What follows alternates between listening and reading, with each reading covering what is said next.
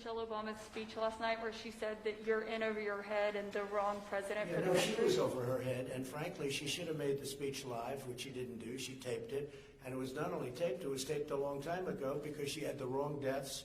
She didn't even mention the vice presidential candidate in the speech, and she gets these fawning reviews. If you gave a real review, it wouldn't be so fawning. I thought it was a very divisive speech, extremely divisive. We have a tremendous amount of enthusiasm for my campaign because of things like we're talking about now, drug prices and drug cuts and transparency with hospitals and doctors that are going to lower bills by 50%, 70%. You're talking about numbers that are incredible. There's a procedure, I won't mention what it is, but there's a procedure where one hospital was charging $2,500, another hospital was charging $32 for the exact same procedure, using the exact same kit, and the people weren't able to go around and even have that option. And it was the exact same. In fact, we did a study, and the one for $32 actually did a better job, okay? How about that?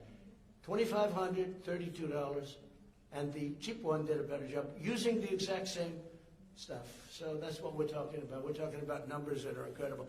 No, I thought her speech was very divisive. And frankly, I wouldn't even be here if it weren't for Barack Obama. See, we're standing in the White House. I wouldn't be in the White House except for Barack Obama because they did a bad job, Biden and Obama. And if they did a good job, I wouldn't be here. I'd be building buildings someplace and having a good time. You compared your response to coronavirus to their response to the H1N1, but well, they got very bad reviews. If you look at the Gallup poll did a review of them. Understand that was a far lesser vicious disease. It was not the same in the same ballpark. But yeah, I know it's also a much lesser disease. But they got very bad reviews. Gallup gave very bad reviews. And by the way, Gallup at that same time gave us very, very good reviews for the job we've done. So if you take a look at the Gallup poll from a couple of months ago, we got very good reviews, and they got very bad reviews. They were. I mean, the reviews they got for the handling of swine flu, or H1N1, which Biden calls N1H1, and I don't even correct him on that. I don't even correct him. I said, no, that's a mistake you can make, but that's what he calls it. He's got it a little mixed up, but that's all right. Take a look at the Gallup poll, and there were others too. They got horrible marks, and that disease is a much lesser problem. Okay. Mr. President, do you support protesters in Belarus, and do you have a message? Do I support protesters and terrorists? Belarus. Oh, I thought you said protesters and terrorists. And do you have a message for Moscow regarding potential military Yeah, intervention? you have to understand me. I like seeing democracy. Democracy is a very important word. It doesn't seem like it's too much democracy there in Belarus, but we are speaking to lots of people, and we'll be speaking at the appropriate time to Russia, and we'll be speaking to other people that are involved, but it's certainly a very big march, and it seems to be a very peaceful march, unlike some of the so-called peaceful protests that we have where they burn down stores, okay? Peaceful protests, those are not peaceful. Those are anarchists going over to Portland and other places. These are anarchists, agitators. These are very bad people. But it seems to be very peaceful, and it's a peaceful protest, and I support democracy. Okay, any other question?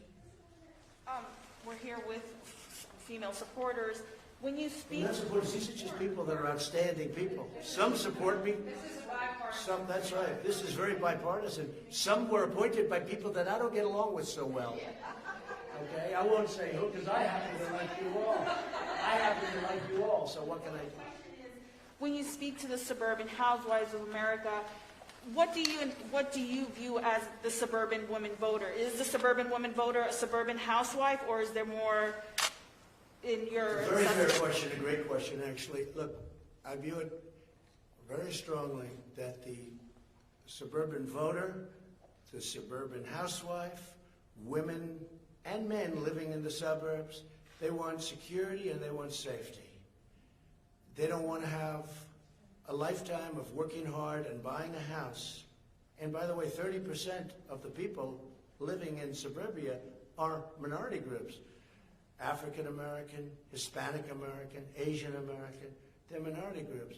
They don't want to have their American dream fulfilled and then have a low-income housing project built right next to their house or in the neighborhood. They don't want it. That's not part of the deal. And I terminated that. And I think that the suburban housewife, as you say, and I think that women and men living in the suburbs who fulfill their American dream, or at least got a big part of it, they now live in a safe, beautiful area. They don't want to have people coming in and forcing low-income housing down their throats. And you know what? People can say I'm a bad person for doing that, or they can say I'm a good person. But I think that suburban women very much appreciate what I did. I terminated it. This has been a hot issue before President Obama, but he took it to a new level, and Biden is going to take it to yet another level. In fact, they say that Cory Booker, there's another beauty, that Cory Booker is involved. And if Cory Booker's involved, nothing good is going to happen. It's very unfair to suburbia. Men, women, husbands, housewives, whatever you want to say, it's very unfair. And I think it's a very important issue, and I think they respect very much what I did, and nobody else would have had the guts to do it. Thank you all very much. We'll be signing for Susan B. Anthony the full pardon very, very soon. Thank you very much. Lucas Shako steps down.